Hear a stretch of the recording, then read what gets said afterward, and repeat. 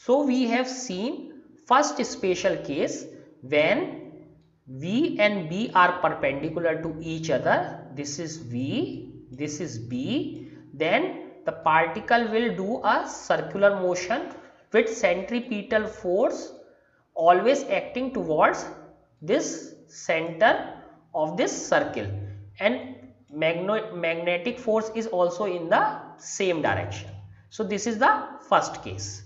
Now second case, if this V and B are not perpendicular, if V and B are not perpendicular, then what will happen in that case? So this is the second case. So now let us see, this is the direction of B, this is in positive x axis. Now this is the direction of V. So let me extend this, and we can see there is some angle, theta, which is not equal to 90 degree. So what will happen in this case when there is an angle? So what we can do, we can break any vector V into two components. So first is V perpendicular, this is vector V, velocity, and we are breaking it into two parts. First parallel to the magnetic field, and this is perpendicular to the magnetic field. So we have broken this into two components, perpendicular and parallel. So this is, there was some angle theta which is not equal to 90 degree. This is not equal to 90 degree. If this was 90 degree, then it was perfectly clear, it will do the circular motion. It will do the circular motion at its own place here. But since if it was perfectly perpendicular, it will keep on doing the circular motion at its own place here. But what will happen, now we have some component in this direction. So what will it do? It will do the circular motion, at the same time it will move some on this direction as well. So here what we can see, the motion is like a spring or helical motion. Try to understand it once again. If it was perfectly perpendicular, that means all the velocity is in this direction and magnetic field is in this direction. That means angle could be 90 degree. Then it will be the first case, and it will keep on moving on its circular path like this, because the velocity on this direction is 0. So it will not move in this direction, x direction, it will not move.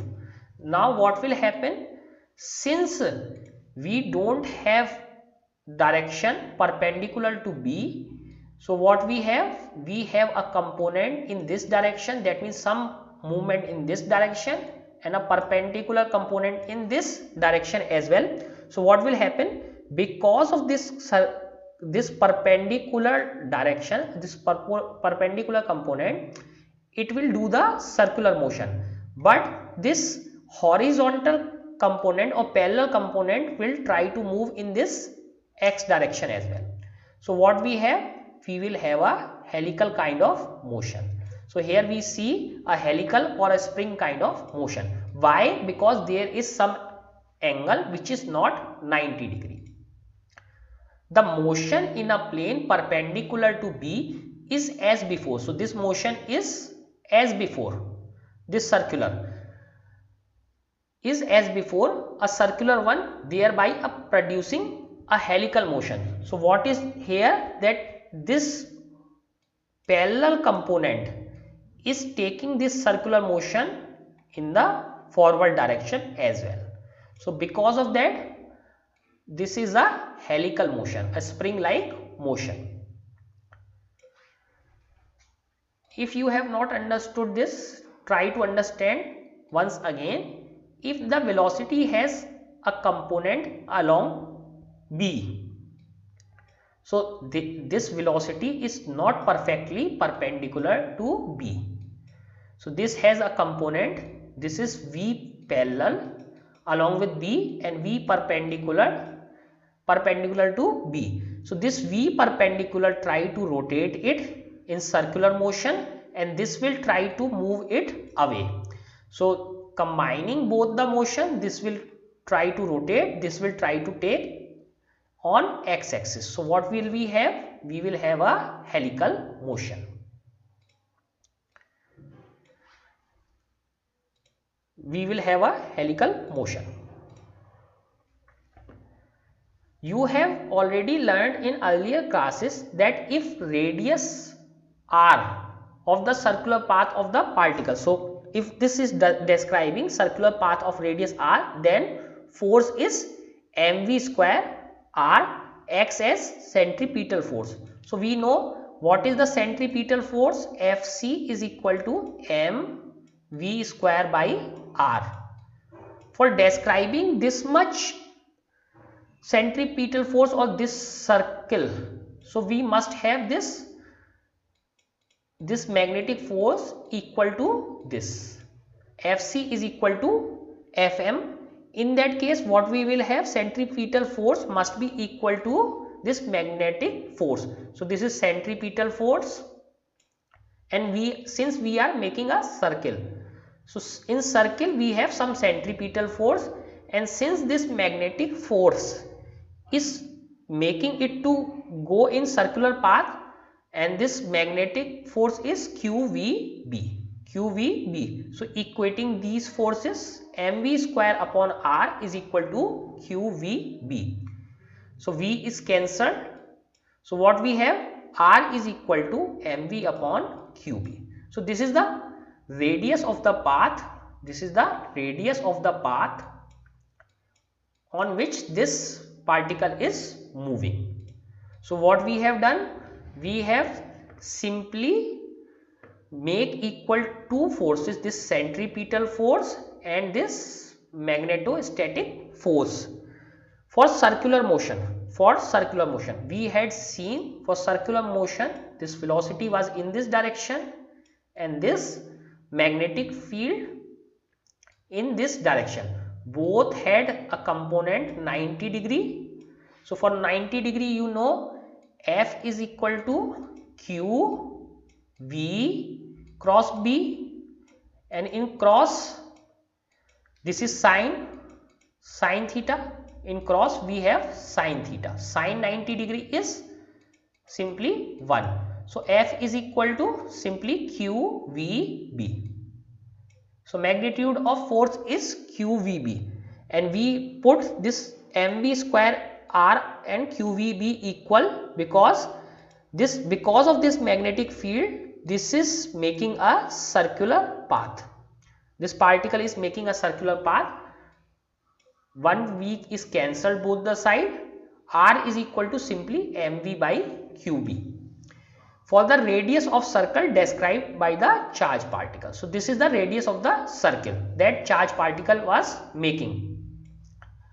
Now other quantities we know that V is equal to R omega, that we have already know V is equal to R omega.